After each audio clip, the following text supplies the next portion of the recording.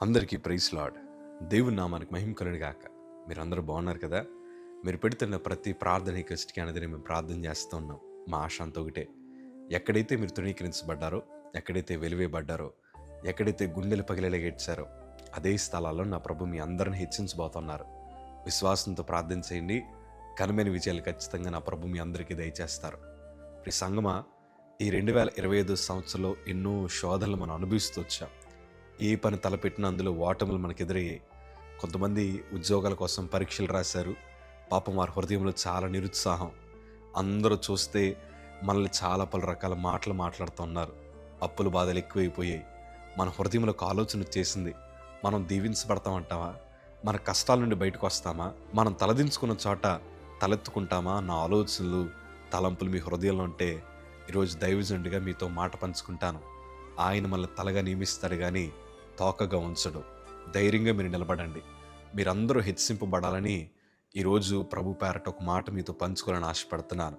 యాకోబు రాసిన పత్రిక 4వ అధ్యాయము 10వ మాట చదవగలిగితే, ప్రభు దృష్టికి మిమ్మల్ని మీరు తగ్గించుకొనిడి, అప్పుడు ఆయన మిమ్మల్ని హెచ్చించును. ప్రియ సంగమా, దేవుని దృష్టిలో మనం తగ్గించుకొని బ్రతకగలిగితే దేవుడు మనల్ని ఖచ్చితంగా హెచ్చిస్తాడు. దేవుడు హెచ్చిస్తే మన బ్రతుకులు ఎట్లా ఉంటే తెలుసా? పెంట కుప్పల మీద ఉండే వారిని అధికారులతో కూర్చోబెట్టగలిగిన దేవుడు ఆయన.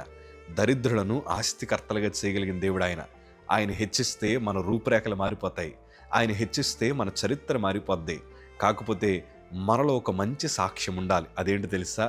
మనం అణిగి జీవిస్తున్నాం అన్న సాక్ష్యాన్ని మనం సంపాదించుకోవాలి. మన చుట్టూ చాలామంది గర్విష్ఠులు ఉన్నారు చూసారా? ఆ గర్వము వారి నాశనానికి కారణమవుతుంది. కాకపోతే దేవుడు మనల్ని ఎంత హెచ్చిస్తున్నా మీరు ఎన్నడూ గర్వాన్ని చూపించొద్దు. అణిగి జీవించండి. దేవుని కృపను బట్టి నేను సేవలోకి వచ్చిన తర్వాత చాలామంది నా మీద వేలెత్తు చూపేమన్నా తెలుసా? ఈడెందుకు పనిచేయడండి, నేను పరిచయకు ఉపయోగపడినని చాలామంది నన్ను తృణీకరించారు. నన్ను లేనిపోని మాటల చేత దూషిస్తున్నప్పుడు నేను వారి మీద రివర్స్ అవ్వలేదు కానీ, వారిని దూషించలేదు కానీ, అలాగే తలదించుకొని మౌనంగా నిలబడ్డాను. ఈరోజు వారందరి కళ్ళ ముందర ప్రభు నన్ను వాడుకోవడం ప్రారంభించారు. ఇప్పుడు ఎంత వాడుకుంటున్నా నేను ఎప్పుడు ప్రభు దగ్గర ఇదే అంటాను, ప్రభా, నేను తగ్గించబడాలి, నీ నామం మాత్రమే హెచ్చింపబడాలి అని ఎప్పుడు ప్రభు సన్నిధిలో ప్రార్థిస్తూ ఉంటాను. మీరు కనీసం ఎప్పుడన్నా నన్ను మీటింగ్లో చూసినా మీరు ఒకటి గమనించండి, నా పేరు ఒక్కసారి వినబడుతుంది, నేను చేస్తున్న పరిచర్య ఒక్కసారి వినబడుతుంది. కానీ ప్రతి మాటలో కూడా నేను ప్రభుని ఎక్కువ మహింపరచడానికి ఇష్టపడుతూ ఉంటాను. ఎందుకంటే నా జీవాధిపతి ఆయన. నేను ఎప్పుడైతే ప్రభువుని మహింపరచడం ప్రారంభించానో ప్రభు అంచెలంచెలుగా హెచ్చించడం ప్రారంభించాడు. దేవుని వాక్యంలో కూడా అంతే.